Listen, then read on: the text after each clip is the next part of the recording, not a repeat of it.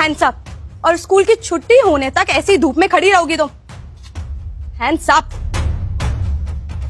Miss Arjita, ये सब क्या हो रहा है?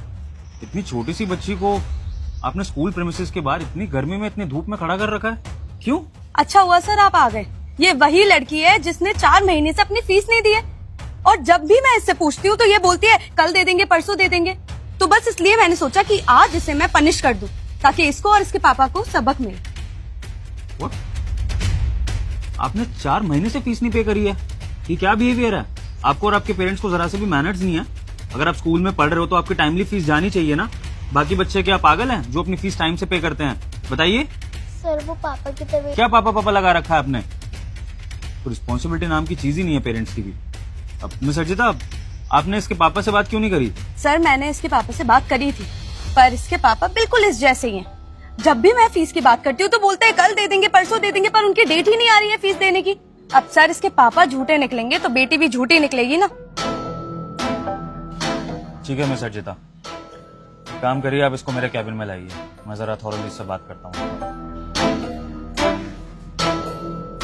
चलो अब प्रिंसिपल सर के ऑफिस जाना है। सोफिया बेटा, सच सच बताओ, आपके पापा आपकी फीस कब तक पे कर सकते हैं? सर वो पापा ने बोला था कि कल परसों में फीस जमा हो जाएगी। चुप रहो सर, आप क्या पूछ रहे हो इससे? पागल बनाती है ये, ड्रामेबाज लड़की है एक नंबर की। एक मिनट मिस अर्जिता।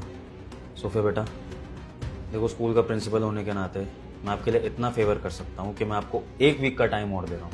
अगर इस 1 वीक के अंदर आपके पापा आपकी 4 महीने की फीस पे कर देते हैं, तब तो आप स्कूल में अपनी स्टडीज कंटिन्यू कर पाओगे। अदरवाइज मजबूरन मुझे आपको रेस्ट्रिकेट करना पड़ेगा, और मैं नहीं चाहता हूँ कि आप जिस एज में हो आपको स्कूल से रेस्ट्रिकेट करा जाए, क्योंकि आपकी स्टडीज बहुत इंपॉर्टेंट है, आपके लिए भी और आपके घर वालों के लिए भी। अब सच सच बताओ। सर मेरे पापा ना झूठ नहीं बोलते। मेरे पापा ने कहा है ना फीस जमा कर देंगे, तो वो कर ही देंगे फीस जमा। अरे सर, इसके पापा झूठे हैं एक नंबर के। जैसे ये है ना झूठी, वैसे ही इसके पापा भी झूठ बोलते होंगे। जी मैम, मेरे पापा झूठे हैं, वो 1 नंबर के झूठे हैं। मैम मैं आपको उनका एक झूठ बताऊं? मेरे पापा के पास सिर्फ एक ही चप्पल है, उसमें भी जगह जगह पर छेद हो रखे हैं। मैं पापा से बोलती हूँ पापा एक नई चप्पल खरीद लो, लेकिन पापा मना कर देते हैं। पापा बोलते हैं कि उन चप्पलों के छेद में से मुझे हवा आती है, लेकिन वो झूठ कहते हैं। मुझे पता है वो घर के लिए पैसे बचाते हैं। मैम मैं आपको उनका एक दूसरा झूठ बताऊं? मेरे पापा देर रात को सब्जी लेने जाते हैं। वो कहते हैं कि मंडी खाली मिलती है उस टाइम पे, लेकिन वो झूठ कहते हैं। मुझे पता है उस टाइम पे सब्जी कम दामों में मिलती है। मैम मैं आपको उनका एक तीसरा झूठ बताऊं? अरे बस बस, ये सब बोल के क्या जताना चाहती हो तुम? जो भी है ये तुम्हारी प्रॉब्लम है, स्कूल की प्रॉब्लम नहीं है। 4 महीने से फीस के लिए बोल रही हूँ, आज नहीं कल नहीं, कभी तुम्हारी फीस ही नहीं आ रही है। मिस अर्जिता, बस करिए, छोटी बच्ची है, उससे थोड़ा पोलाइटली बात करिए। देखो सोफिया, मैं आपके पापा की मजबूरी समझता हूँ, और आपकी फीस नहीं पे हो पा रही है तो उसमें आपकी कोई भी गलती नहीं है। लेकिन मैं आपके लिए इतना कर सकता हूँ कि जब भी आपकी फीस ड्यू हो, मैं आपको एडिशनल टाइम दे सकता हूँ, ताकि आपके पापा आराम से फीस पे कर सकें। इससे ज़्यादा मेरे बस में कुछ नहीं है। आई एम रियली सॉरी बेटा। नमस्कार साहब। नमस्कार।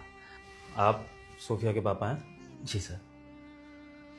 सोफिया की 4 मंथ से फीस पे नहीं हुई है, और सोफिया ने मुझे बताया कि आपको कितनी प्रॉब्लम्स हैं। डोंट वरी, अब से आपकी बच्ची को स्कूल में फ़ीस के लिए कभी प्रेशराइज नहीं किया जाएगा।